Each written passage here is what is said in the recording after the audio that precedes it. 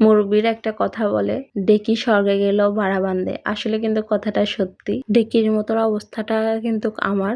আমি যেখানে যাব রান্না বান্না করতেই হবে, আমি যেখানে যাব কাজ করতে হবে, শুধু বাবার বাড়ি ছাড়া। তবুও সমস্যা নাই, অবশ্য রান্না বান্না করতে আমার ভালো লাগে। তো কিছু বাঙালি ভাই আসছিল, মেহমান আসছিল, তাদের জন্য কিছু আয়োজন করলাম, অল্প কিছু, যতটুকু আমার সামর্থ্যে ছিল, যতটুকু ওনাদের রিজিকে ছিল ততটুকুই আয়োজন করা হয়েছে আর কি। রিজিকের বাইরে, সামর্থ্যের বাইরে তো আর কিছু করা যায় না। তবু আলহামদুলিল্লাহ আমার কাছে খুব ভালোই লাগে মেহমান আসলে। মেহমান হচ্ছে আল্লাহর রহমত। আল্লাহ নাকি যার উপর খুশি থাকে তার ঘরে মেহমান পাঠায়। তো শুক্রিয়া, আলহামদুলিল্লাহ। তো ভিডিও করতে পারি নাই কারণ খুব ব্যস্ত ছিলাম, ভিডিও করার মতো ওই সময়টা পাই নাই।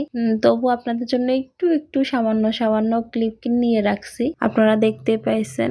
ওদিকে আবার মুরগি রোস্টের জন্য মুরগিটা ভেজে নিয়েছি, রোস্ট রান্না করছি, মাছ রান্না করছি, এখানে ডিম ভাজি করতেছি, মানে ডিমটা একটু ভাজি করে নিচ্ছি লাল হওয়ার জন্য। সাদা সাদা কিরকম একটা ভালো লাগে না। তারপর বেগুনের সস করার জন্য এখানে বেগুনটা ফ্রাই করে নিচ্ছি। তো এইদিকে আবার তো পোলাও রান্না করা হয়ে গেছে। পোলাও গুলা মাসাল্লাহ এত মজা হয়েছে, এত যে ঝরঝরে হয়েছিল, মানে খুব ভালো লাগছিল। তো খুব কষ্ট লাগতেছে, এই কারণে কোনো রান্নার রেসিপি শেয়ার করতে পারি নাই। এখানে রান্নার মধ্যে মাছ, তারপরে রোস্ট, এখানে বেগুনের চাটনি, তারপর বোরহানি, এখানে ছাগলের মাংস, পোলাও, ডিম, সালাদ, গরুর মাংসের আচার। তো এগুলাই রান্না করছি, মানে আমার একা পক্ষে যতটুকু সম্ভব হয়েছে আর কি।